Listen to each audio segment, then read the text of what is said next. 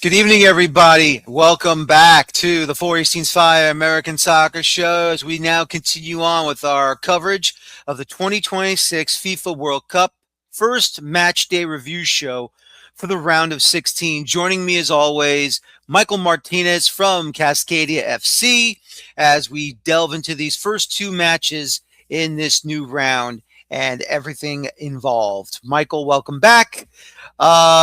Hope you enjoyed your little break. I believe it was a little something that popped up. You had to get away for a bit. A little bit. I had some family over. It was nice to have everyone hanging out Oh, for game night. absolutely. Exactly. It's great to have family over. I always have family over. I even visit my family, my mother up the block, but that's just another story. Anyway, um, we're going to review these games involving, of course, Canada versus Morocco and then Paraguay versus France. We've had some fireworks on the pitch. We've had some fireworks after the whistle. And then we've had some good stuff going on throughout this entire World Cup so far. But what have you thought about these two matches today? Uh, Honestly, both matches, despite scorelines, were relatively even in their own separate ways. I feel like one of the teams was a little more robbed, and the other team was not ready for what the other one brought. That's for sure, Mm-hmm. especially in that Yeah. second game. Yep. Exactly. Um, you know, I think we are finally seeing some. I wouldn't say like controversy, but I would definitely say we're seeing the favorites facing real opposition this time. Hmm. I think what they're facing now is that you've got these teams going for it and they're looking to knock you out. And they almost did, or they nearly pushed you into the next stage of the match. And they couldn't get there because obviously the winners had just as good of a defense as their opponents. Oh, they really did. I mean, with especially with this France Paraguay game that we just saw and about an hour ago, I feel like Paraguay really held on. They held their own for a full 90 plus minutes. I mean, obviously a little bit of dark arts there, but that's typical when you're going to play Mhm. against the South American side. But I was really impressed with that. And I was also really impressed with Canada today. I mean, yes, scoreline isn't very flattering, Mhm. but if they just had better finishing, this would have been a completely different story. I agree. And we'll get to Canada right away. And first things first, let's just applaud Canada. I want to applaud Canada because that was a hell of a ride they gave to all of us, that they gave to all Canadians. Jesse Marsh, at the end of going in this whole thing, 5 matches in, this is a success for Canada.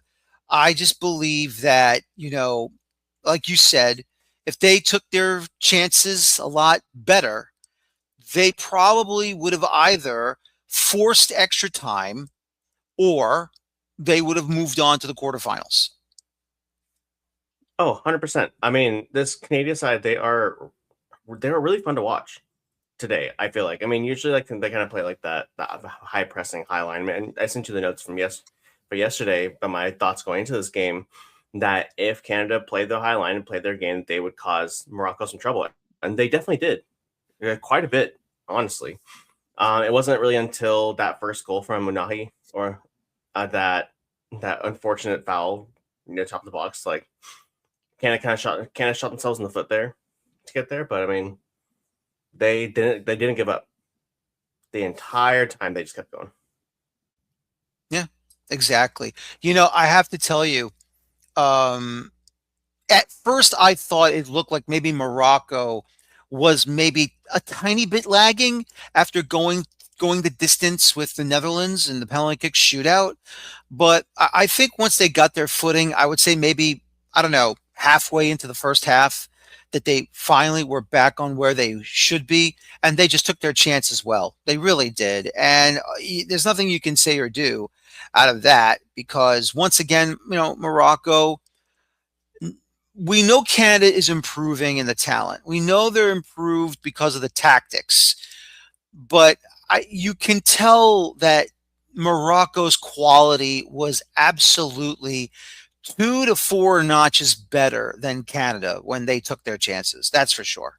Oh yeah, I mean you saw that in the second half too. Like yeah, Canada, you can look at the stat sheet and say, oh, Canada had more shots, but they weren't any high quality shots there.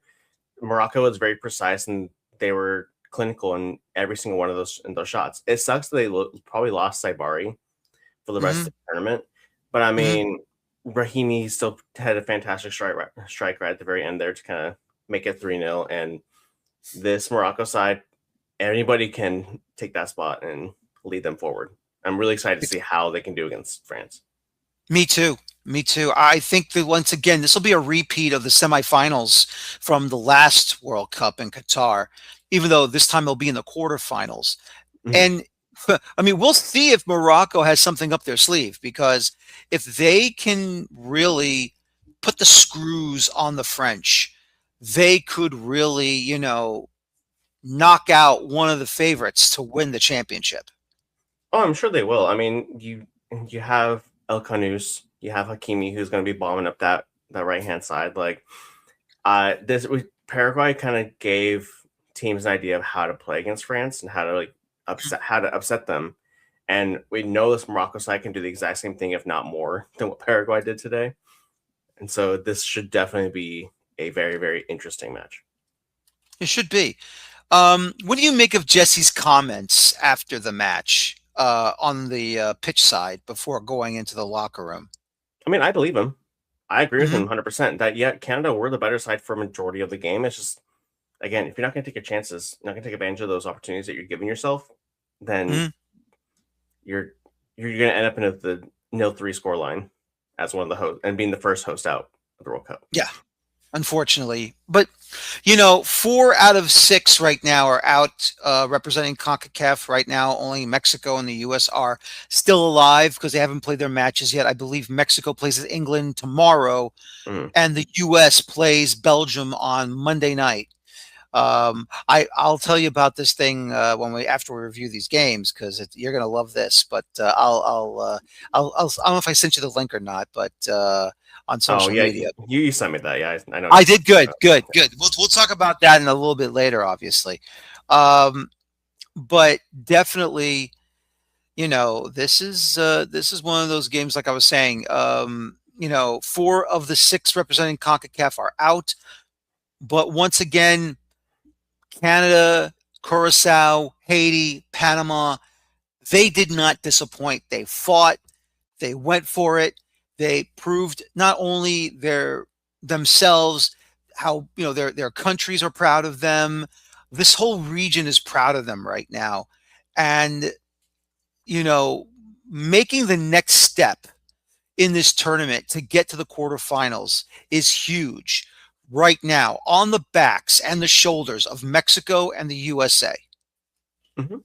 I mean, I mean, we were talking about this earlier when we were doing our early recordings that this has been a fantastic tournament for all CONCACAF, and we're just going to see them continue that rise up. And I mean, with Canada, they are now considered giants in CONCACAF. Like I still consider them a bigger threat to the US than Mexico right now. And we see that quality all over the pitch with this Canada side. And I just feel like they're going to continue getting better and better, especially because this is a very young team. It is a Mhm. very, very young team. They're all going to be playing together for a very long time. And they have some fantastic players coming through the youth systems and for different clubs throughout MLS. And it's just going to be, it's exciting times to be a Canada soccer fan.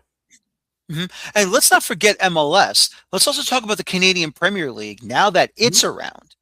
I mean, that's giving them an added advantage. We know what's going to happen to Vancouver, Montreal, Toronto.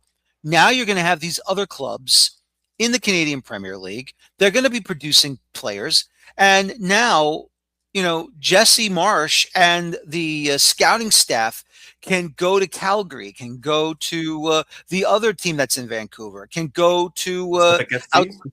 Yeah, exactly. Go to Ottawa.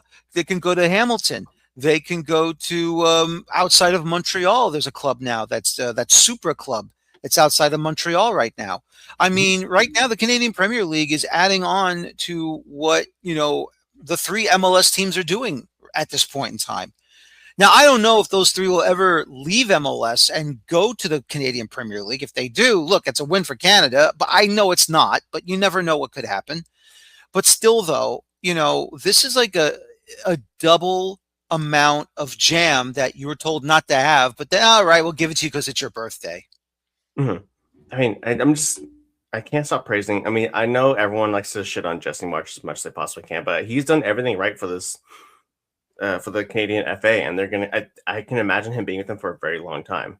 Like, obviously, yeah, Mhm. he has his stupid comments about saying like, "Oh, I'll never coach the US," blah blah blah blah. But like, he's found a home in Canada, Mhm. and they give him a lot of freedom to do what he wants, and including, like you said, that recruiting department. Like, he has the right amount of pull and that man management skills to bring on Mhm. anybody into this side. Exactly. And here's the other thing too. Jesse already signed an extension for the next cycle. He Hmm. gave the extension to keep going, go for 2030. And you know what? It's going to be exciting and it's going to be great. And, this is what Canada needs. Canada hasn't had a head coach like this, like Jesse, probably since Lothar Osander, who got them the Gold Cup championship in 2000. Hmm. Hmm. Yeah, because their previous coach was, he was not good. He was kind of a rat, to be honest. Like, just the way that Hmm. he would just consistently, um, like, just do things like like with the whole drone situation with the spy gate and everything else there. And it's just wild that Yes. that even all the Canadian MLS teams are able Yes. to pull together and get Yes, he Jesse Marsh does. on the side. Nope. Nope. He's got the Dick Clark syndrome. Yeah. Oh, I guess it's not the Fourth of July thing. I think it's something else. It's from Williamsburg, Virginia. While Daniel's on the phone, I'm going to continue a little bit with this Morocco side. Like I said before, losing Saibari is Yeah. awful Channel for watch the something for the else. I'm future, sorry. for the I rest of thought that their was progression throughout the rest of the World Cup. But okay. with Unahi and I Buati, love you. who is a stellar player, this Buati is definitely going to be leading this Morocco side to the rest of this tournament. He's 18 years old and he's looking like one of the best players in this World Cup so far. And I'm just really excited Mhm. to see how he does against a strong France midfield as well. Yeah, me too. Me too. And you know what? And sorry about that. Of course, when your mother calls, you have to pick up the phone, or else you're going to get hit the side of the head, even though you didn't deserve it. But she'll still do it. So I had to pick up that phone call, unfortunately. Oh, I don't do But yeah, you know how that is. You know how that is, unfortunately. But yes, we are talking about Morocco. Yes, we are. We're talking about what they're able to do out there, and you know, you got to give them credit for what they've done, Morocco. The king of Morocco, how he loves football, how he loves the game, and just the way that they reshuffled themselves internally to put themselves in this position. Many thought maybe Nigeria would be the ones to win the World Cup, or Ghana, if they had those three big runs the last 3 to 4 World Cups before, of course, flaming out of this one. Um, you know that they were, maybe Cameroon, or maybe Egypt was going to be the one. No one thought Morocco, and look at what they've done in this past World Cup, the past Summer Olympic Games, the under 17s, the under 20s. It's just been crazy. it really has been, and I mean, and I agree with the guy in the comments here. Morocco did Yeah, not play well today yeah. at all. Like, I mean, yes, Brahim Diaz had a couple assists, and Unahi had two good Wow. goals, but I mean, like, this Morocco side, I think it kind of gives more testament to how Canada played today, and kind of gave Canada a lot of struggle, or gave Morocco a lot of struggles today. And I can see Morocco kind of bringing it back together, especially with no Saibari. I can see Brahim Diaz really kind of stepping up on that Amazing. right hand flank and kind of being the guy moving forward for this team. Should they get past France, but Oh, I know. I'm looking at him right I can't see this France losing to Morocco.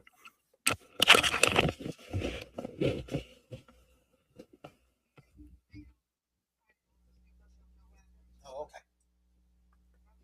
I'm gonna agree with that. So 2022 was better for Morocco. Morocco definitely looked more like a cohesive team.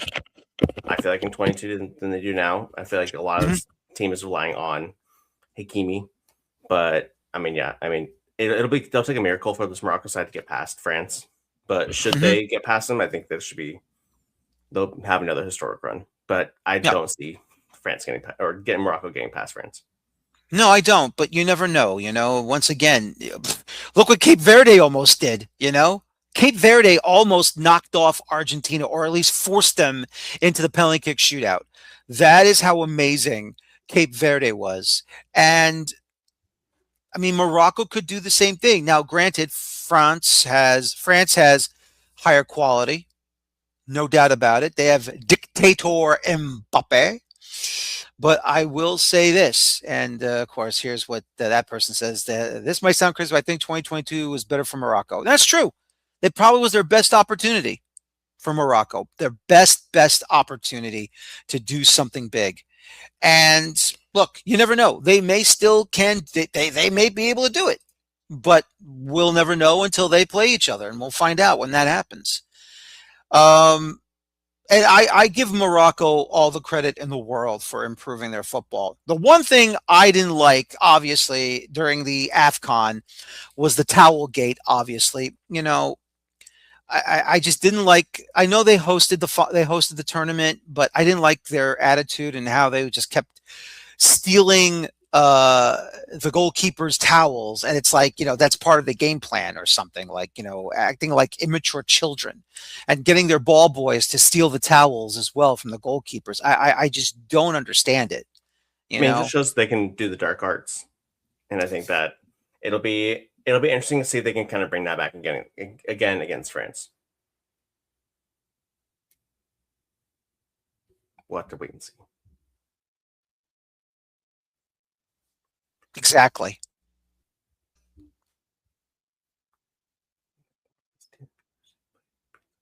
Paraguay and France, clean game on the Paraguayan side. There we go. Only, of course, who else? Mbappe in the 70th minute. But I want to say for Paraguay, that was a great game. Yeah, I mean, Unfortunate yes, they couldn't get that goal. I mean, Paraguay had their game plan right. As awful as it was, they went in with the plan and executed it very very well. And I don't think France was ready for that. Paraguay brought that kind of standard Copa Libertadores style of play and that level of shithousery, and France not until maybe the 65th minute couldn't hang until then, and they were Hmm. struggling Yep, against this Paraguayan defense. they really were. They really were. I mean, Paraguay for the last, I don't know, maybe 2 decades, or I don't know,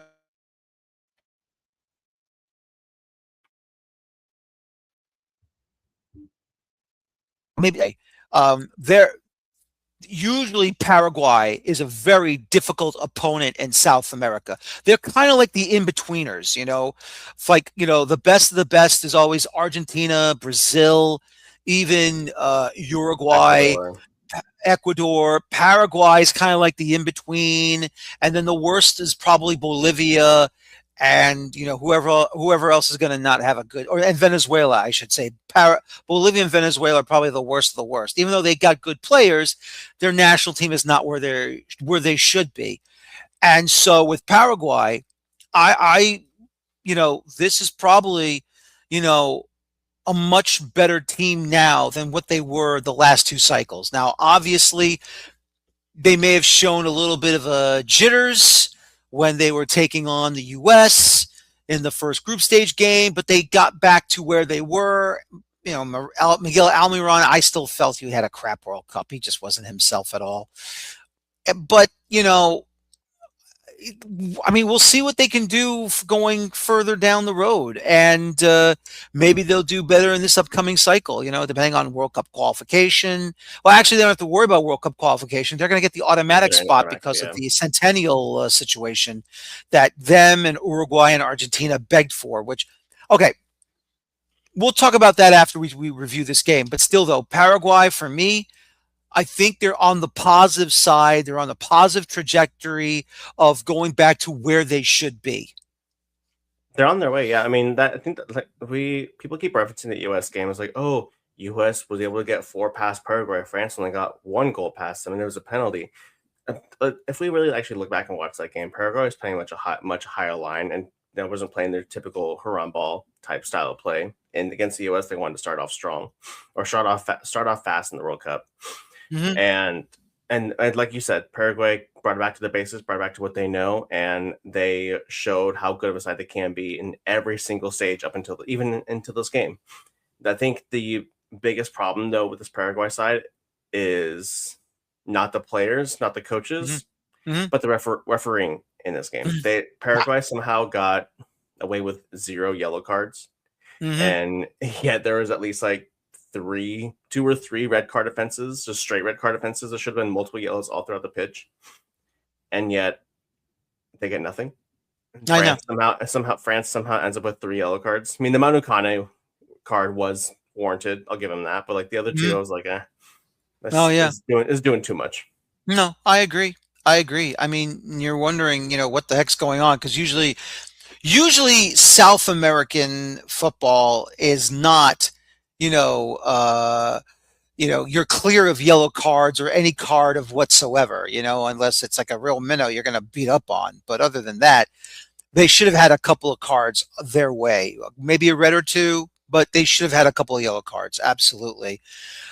He says, our friend SSB 2828, I'm not sure why Deschamps doesn't play a traditional striker. This game was screaming for it. It really was. I mean, France has who is it on the roster right now? They have Turam Hmm. from Juventus or from Inter as their Hmm. sole number 9. Because no Hmm. matter what anybody says, Mbappe is not a number 9. He's that attacking left wing second striker type forward. And yes, Mbappe will get the goals because he's Mbappe, but I think they would benefit from having that traditional 9 to play off of. Yeah. Like imagine like having Turam just laying off the ball for Mbappe right at the top of the box and just hitting it one time. Like the blueprint is there. Just Deschamps just is so hell bent on using Mbappe as a 9 because he's fast and will get in behind and he will score a goal Hmm. eventually. But Yep. I Yeah. just don't I think. mean, let's be honest.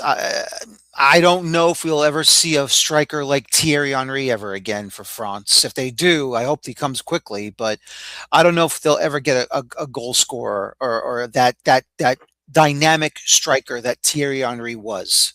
Well, we had Olivier Giroud, who was arguably the best 9 that France has ever, natural 9 France has ever produced, Hmm. but they just don't have that anymore. Yep. Exactly.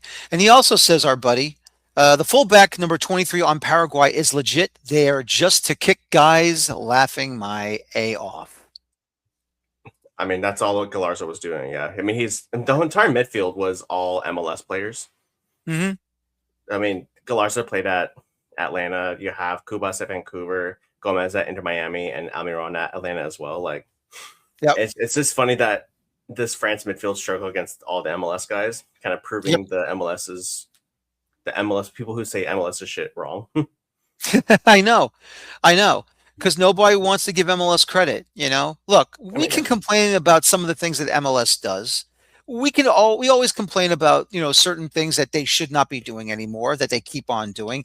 I'll make this is what I'll say about Major League Soccer. Look, where are they now? I think the level itself is at a 3.0, 4.0 level. The problem is MLS continues to operate at a 1.0 level, and that's what we have to get out of.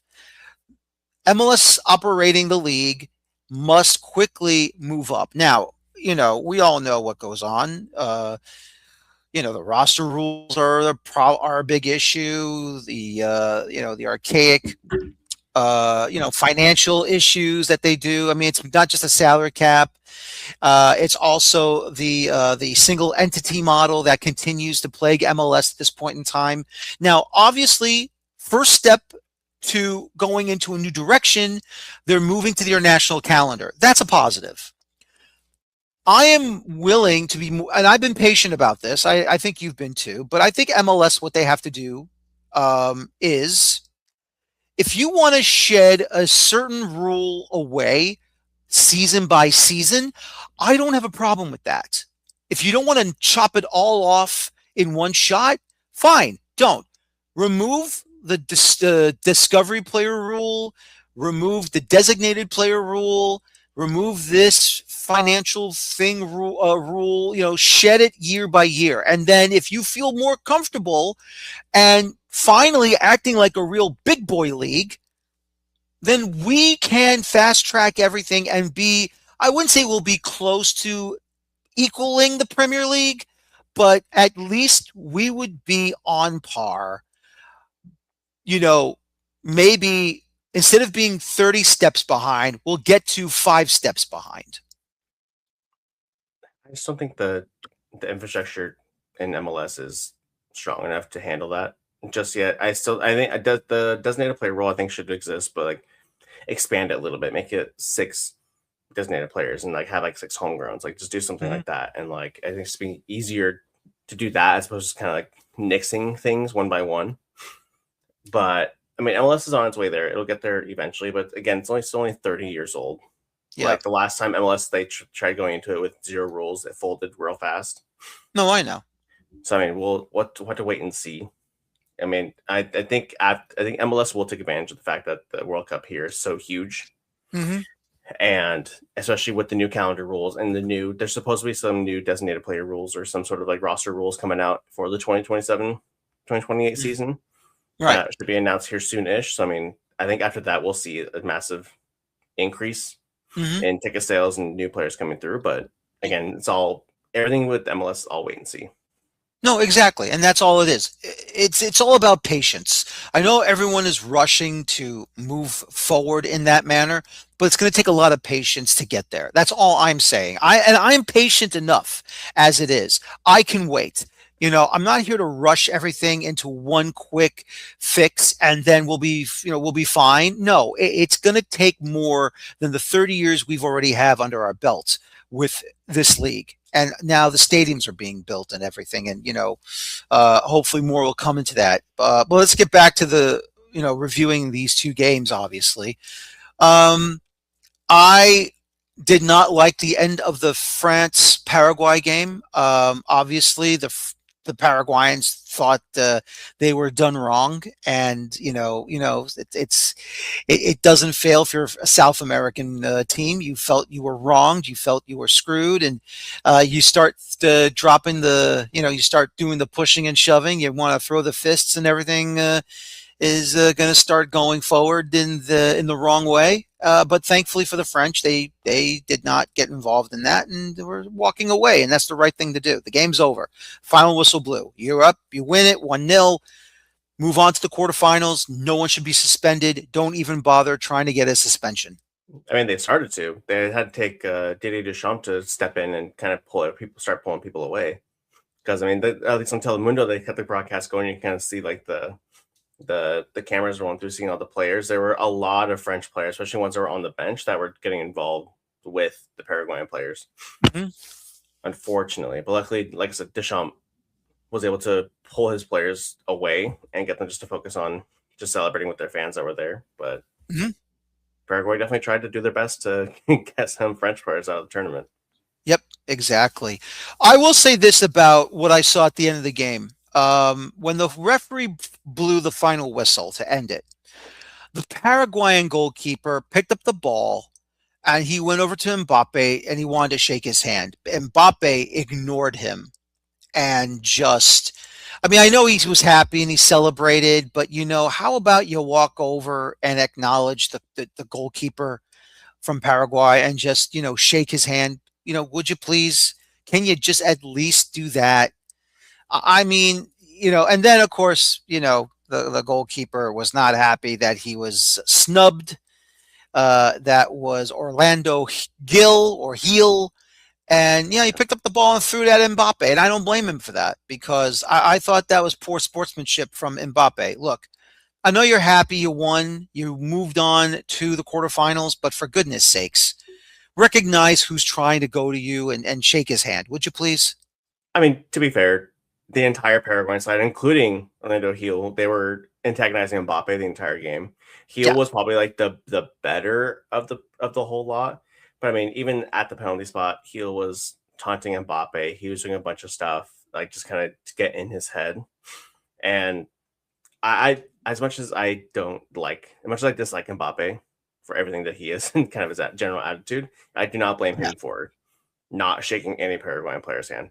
The amount of yeah, times that Caceres, Valquez, and Cubas were just trying to just take him down just for no reason. yeah, I think he has every right to ignore them. I don't think that's sportsmanship. I just think that's just he'll just more shit housery from Orlando yeah. Hill. Probably, yeah. Well, there goes relations between those two countries. No, I'm just kidding. Uh, but anyway, yeah, I mean, back to Paraguay, obviously Enciso, which I thought he was going to miss a bunch of time for Paraguay in this World Cup. When he came back at the first game in the group stage game against the U.S., I was shocked that he was able to play that game. But, he really got better as the tournament went on. He finally got his World Cup goal against the Germans, but just what are you going to do? I mean, I think also he was on an 8 minutes restriction in almost Hmm. every single game because he came into the tournament injured already. So I mean, I don't know if I went back in those past few games. He's been subbing out around the same time ish, from that anywhere at that Hmm. 60 or the 55 to like 65, 70 minute mark. Yeah. And that happened again today. It's every time if you look at like with Stop Mob or Fop Mob or in their stats website, they'll show like Mhm. he's coming off injured, Yeah. but I think he's pulling himself off Yeah. just to be I safe. agree. Yeah. Which No, I I don't don't blame. blame you. No, I don't blame him at all. Our friend again, Almiron runs straight for maybe 40 yards, then just falls to the ground. Oh yeah, that one. Yeah, when he's holding his hamstring when he went down to the ground. I mean, that was a. I'll give him that. That was a hell of a run. I'm surprised he was going to almost outrun Nathan Saliba for France, but I mean, he's his World Cup or his time with the national team should be done at this point. Yeah, I agree. I think it's over for him. Just finish your career in MLS with Atlanta United and just, right off into the sunset. That's all you got to do, really. I think At this that's point, all yeah. it is. Yeah, I mean, what are you going to do? So as we move on here, before we move on here, I want to go back to last night. I know you were out, you were with your family and everything and being with them, and obviously family is important. What did you make of Cape Verde and their match against Argentina? And did you notice how Argentina, at the end of the game, never celebrated because they knew they got away? They really dodged a huge bullet at the end Well, of that extra time. yeah, that I mean, and they're all exhausted. They're all just laying on the ground. I mean, both teams played as hard as they possibly could have for basically 130 minutes, if we add in extra time and all that. And I mean, this Cabo Verde side, I felt so many emotions for them just because like seeing the pictures of the fans all crying, the players crying, and I mean the Cabo Verde I mean I sent a message to you before you guys started recording that regardless of who wins this tournament, I don't care who wins. I don't care if Messi gets his second World Cup, if Mbappe gets Hmm. another one. Hmm. This Cabo Verde is the story of this tournament. Yes, they are. Like It- I think every football fan around the world is gonna be watching them for a long time now mhm. because now they're just gonna be curious to see how they do. Yeah, I agree. I'm really excited for them, in this next cycle coming up. I do hope they qualify again for the 2030 World Cup. I think it's going to be exciting if they do it again. And I think, they're going to have a target on their backs, obviously. But when you can handle, uh, when you can handle S- Spain, I think it was, yeah, Spain, Uruguay, and also Argentina, even though you did get edged by a goal still, and you still threatened them in the second half of extra time. That's a new power rising, no matter how small Cape Verde is. I know the Mhm. population is just a little over um, half a million, or yeah, for half a Yeah. million. They have something special over there. And I know they got players playing all over the globe, probably in Europe. Obviously, we have one of their players in MLS at the Columbus Crew. I'm excited to see what Cabo Verde is going to do next. I really am. I mean, the potential is infinite for them now. I mean, they have this taste of the World Cup. They've shown that they can compete with everybody against anybody, and I think, like I said, the sky's the limit. And I'm really excited for Sidney Cabral, who got the equalizer, was just one of the best goals in the entire tournament. And just seeing his emotion going into the stands with the fans looking for his wife or girlfriend, I thought it Yep. was beautiful. I mean, honestly, anybody who says they're falling out of love with football should rewatch this game and rewatch and pay attention to the Cabo Verde fans. Yep. Exactly. Something to think about. Cape Verde kind of reminds me of Costa Rica 2014, that generation. It really does. It Mhm. really, really does. With that heart, yeah. Honestly, invite Cabo Verde to the Gold Cup. Yes, I agree. I think it's going to be Saudi Arabia again because I think they're invited Ugh, for two boo. straight for two straight. So this upcoming in 2027, Saudi Arabia is automatically in there. But for 2029, absolutely invite Cabo Verde. Invite them over. Let Yeah, them you know. come and give them give them a taste of what goes on this side of the globe. Why Mhm. not? Yeah, I especially. Yep. really think MLS teams should be looking at Sidney Cabral, not just for the goal that he scored today, but kind of the way he's able to get up and down that left hand side I and agree. in the attack and defense. You don't see many players like that anymore Hmm. since Wagner at uh, the Philadelphia Union, who's now at Hmm. Birmingham City in England. Yep. But I Yep. think he'd be a really fun player in MLS. I'd love to see Hmm. him come to the Sounders to back up Nuhu personally, but I mean, I just think he's definitely gonna be a player to watch, Yeah. and he makes me want to kind of keep an eye on the Turkish league a little more now. Oh, absolutely. I saw how many people are screaming in MLS, bring Vozinha to MLS. I mean, he's 40 years old. That's so It dumb. would listen. If you sign him as a backup goalkeeper, okay. Starting, he's well past it.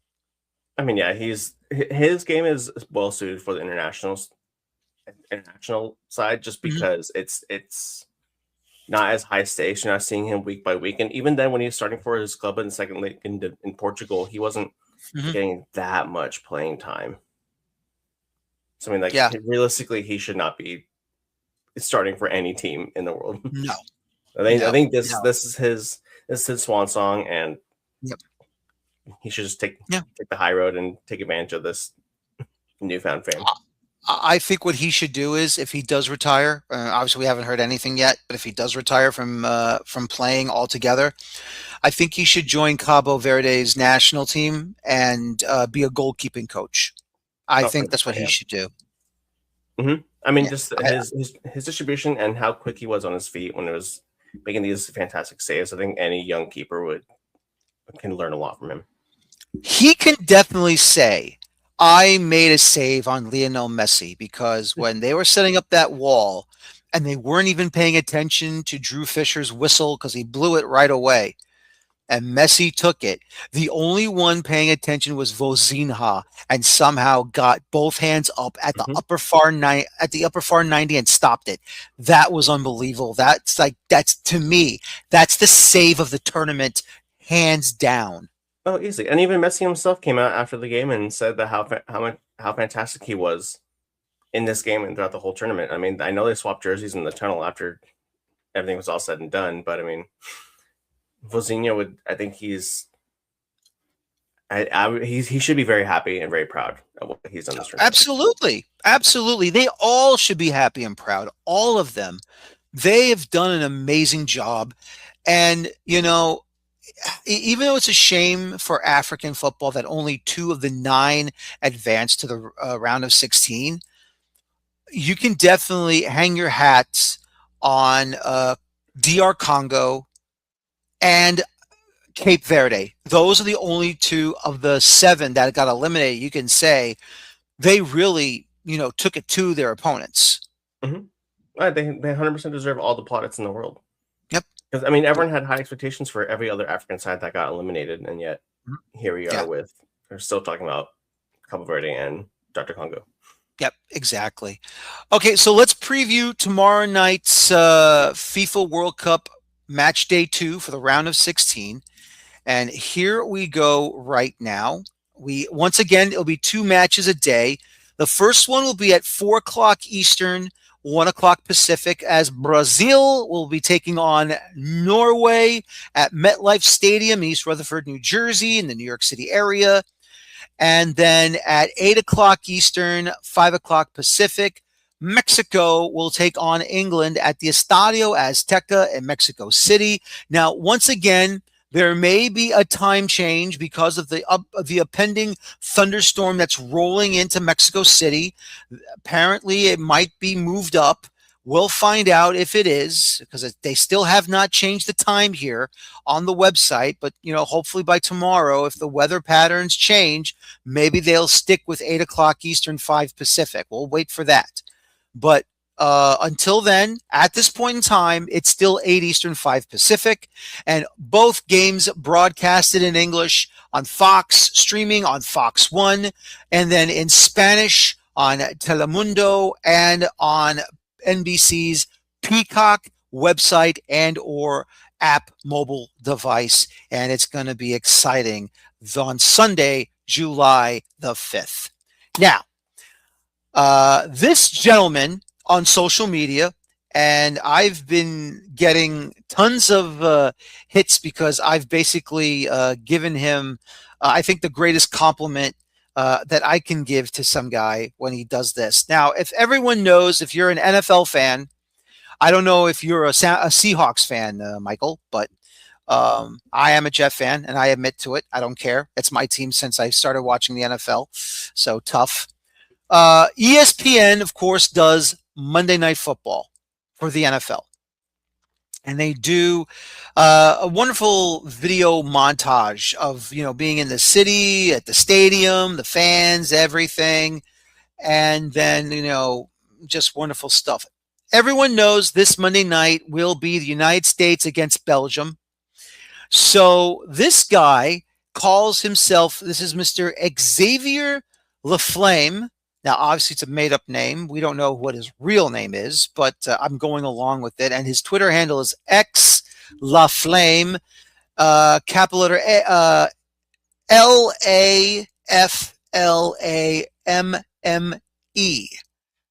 or he goes by Laflamer on his Twitter handle. But anyway, he did his own version of Monday Night Football, but it's called Monday Night Soccer on ESPN with the city of Seattle, Lumen Field, all over on the outside. And then they do the camera, the sky cam on the inside, and Lumen Field has the soccer field. The American flag is unfurled on the field, and you got fireworks, you've got, smoke, guns blazing, and it has a a picture of Lukaku wearing the Belgian flag on his back, looking to his right.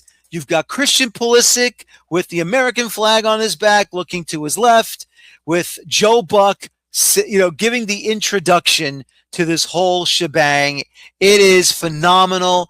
I basically told him, how dare you make me cry and love it at the same time? How dare you turn me into a puddle of tears and drool at the same time? This is awesome. I cried. I thought it was awesome. It was fantastic. I wish you could see that from MLS on Apple TV, if they could do something like that for either the Sunday night soccer or the Saturday night soccer. I don't know, but that is what I call an introduction, made up, of course. But if that ever By became a AI. reality, yes. It was pretty good. I'll admit that. It just sucks that it was AI. Like, I just can't. But I mean, it was cool for anybody who's like an actual NFL fan who actually follows the sport. It does mean a lot. I don't follow Hmm. NFL all that much. I'm a Hmm. Dolphins fan, barely, but like, so it didn't resonate well with me, but I'm glad it did for other people. Hmm. Yeah. But it was No, cool. but Cool. no, it was really cool. I got my juices flowing for Monday night. I may play it before the game starts. Oh my god. I tell you, man, it really, really got my juices going, ready for the game on Monday, and hoping for a damn good performance against Belgium. Get some revenge for 2014. Not so much the friendly this past March, but definitely for revenge in Brazil in 2014 in the round of 16. We got to get revenge on them at least for that game because you know they're such a slow starting team in this World Cup. It's not funny. I mean, yeah, Belgium has been horrendous all tournament, and they're honestly pretty lucky to be in this spot. Hmm. And it will take a lot for the U.S. to actually get through, especially with no Balogun. But Yep. yeah, but it'll be a good match either way. No, I think so too. I think I said this to Kenta last night. I don't know if you're a wrestling fan. Do you like wrestling at all? Like WWE, AEW? No? All right. God no, Well, not really. I use this terminology towards Belgium. They're like Greg the Hammer Valentine. He really needs 15 minutes before he really warms up. Hmm. I mean that's exactly what Belgium does, or they need 60 minutes to get warmed up. Exactly. Exactly. Which is why you got to put at least not just two, not just three. You got to put four, at least 3 to 4 past them to make sure you can get this win and don't let them sneak back in. You just can't do that. My problem is I just don't trust this U.S. side to score that many goals, I know. I know. I know. I mean, even they with shot. Balogun on the pitch. But Yeah. No, listen, absolutely. I understand. And, they're going to have to prove it to us to play a strong defensive game, but put the ball in the back of the net as many times as possible. yeah, if they can get up there. Yep, exactly. Well, I'm glad you're back. We got another Saturday, Sunday, Monday, Tuesday, yep, another 3 more days before we move on to the quarterfinals, It's wild. And then we have and then what we're going two, to actually two get a days off, and then yeah, yeah, 2 days off for the quarterfinal start. Not bad. yeah, yeah, exactly. Can you believe that we're And finally going to get a break? I'm and going then to just finally get a one break. and then 1 day games. Wow, Yep, that is yep. crazy. We're going to actually it's going to be Wednesdays off. This coming Wednesday will be the day off. Thursday's one, Friday's one, Saturday is two. There we go. Yeah. Then of course I'll be in Seattle for the. You know, honestly, like before we go, Yes. MLS still has one round of games before the World Cup final, Yes. and there are 3 rivalry games and Robert Lewandowski's MLS debut, potential MLS Yes. debut, the Yes. Thursday before the World Cup final on that Sunday. Yes. If MLS doesn't take advantage of this of that week promoting this while the Mm-hmm. World Cup is still happening, then Exactly. I fear that MLS is not a serious league. Like Thank you. you have the biggest rivalry in US soccer history with the Timbers and Sounders. You have one of the greatest Canadian rivalries with Montreal and Toronto. You have Robert Lewandowski and possibly Leon Goretzka if ends up signing for Chicago, making their debuts against the Whitecaps. And then Mm-hmm. you have St. Louis versus Sporting Kansas City. Yep. Like 3 insane MLS rivalries, and two of them very storied. And yet I've not seen a single advertisement for it. Like, what are we doing? A long time ago, when the Super Bowl ended, MLS did a commercial at the end of the Super Bowl to remind everyone that MLS is coming. That was fantastic. Now, you're right. If you can't do an ad before the World Cup ends, even if you want to do it after the quarterfinals or after the semifinals to get the juices flowing for MLS to Yeah. come back and be ready to restart the season, now is the perfect time. And isn't Fox Sports one of your linear television partners? I think Yeah, so. Yeah, aren't they? technically, yeah. Yeah. Apple just has to fork up. Apple and MLS has to fork up the money to actually do it. Exactly. Exactly. So, I mean, it's time to really start getting into the editing rooms and start, mashing up some commercials. Yeah, I Because mean, if you are, the players are all coming back into camp. Like, ask them to do a quick promo video. Like, it's not yeah, hard. that's not hard at all. I mean, you can do it with some of the best named players on these teams, whoever's not at the World Cup. Hell, you could probably get, uh, you know, Christian Roldan and to say, hey, listen, can you break away from the national team, put on your Sounders kit, and just do a quick commercial for MLS coming back? Mm-hmm. I mean, I don't think that's nothing wrong with it. No, not at all. It shouldn't be, because at the end of the day, they are, yes, they're representing the country, but also they are, I hate to say it, they are MLS players first, Yes. and they get paid by MLS to do something like that. Yes. I mean, the opportunity is there. Just take advantage of it. Yeah, exactly. That's what they have to do. Now, before we say goodbye, at the Seattle Mariners game on Friday night, before the game got started, the U.S. men's national team was introduced to the Seattle Mariners fans as they walked out at the red carpet from the dugout to the infield just behind the pitcher's mound. Of course, rolled on a Seattle Sounders player, last one of the players to enter, holding the big Mariner pitchfork. And loud Yep. cheer screams. It was Yep. beautiful. Yep. Exactly. Exactly. And of course, who comes out wearing a Seattle Mariners baseball jersey and a Mariners hat and throws out the first pitch? None other than the head coach himself, Mauricio Pochettino. And boy, oh boy, that was a heck of a curveball. And he made it to the catcher. That was phenomenal. And of course, learning, Matt Turner, of course, before becoming a goalkeeper, played baseball in college in New Jersey. Of course, he is from New Jersey, Matt Turner, and taught him how to throw the baseball.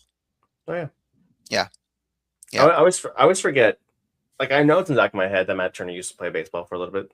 Yep. That's how he made this transition into soccer. But it's just funny whenever I get reminded. I'm like, oh yeah, I forget he's a baseball kid at heart. Yep, exactly. That was wonderful to see, and I was very happy Pochettino.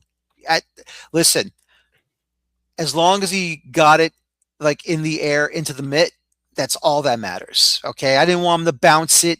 I didn't want him to yank it. I didn't want him to throw a bad pitch or overshot him.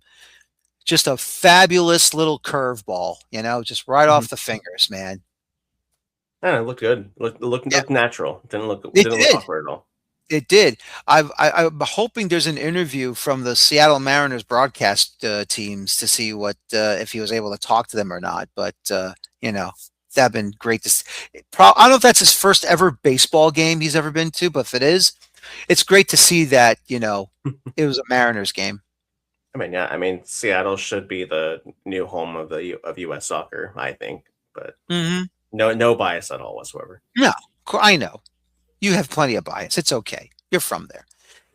Anyway, that's it. We're going to talk to all of you tomorrow night after the second day of round of 16 matches. It should be a lot of fun. I can't wait. Michael, as always, thank you again for joining me as we continue on our World Cup journey. Of course. Thank you for having me on again. Thank you for accepting the invite. It will be. And don't forget, ladies and gentlemen, if you're interested in, of course, the Pacific Northwest in soccer in that part of the United States, Cascadia FC is your place to go. Of course, Michael Martinez covers the Seattle Sounders, Jeremy Peterman for the Portland Timbers, and of course, I also do the Vancouver Whitecaps. For Michael Martinez, I'm Daniel Feuerstein. Thank you very much for watching us tonight. And as always, we ask of you to please enjoy your football. You have a good night. Take care. So long. And bye-bye for now.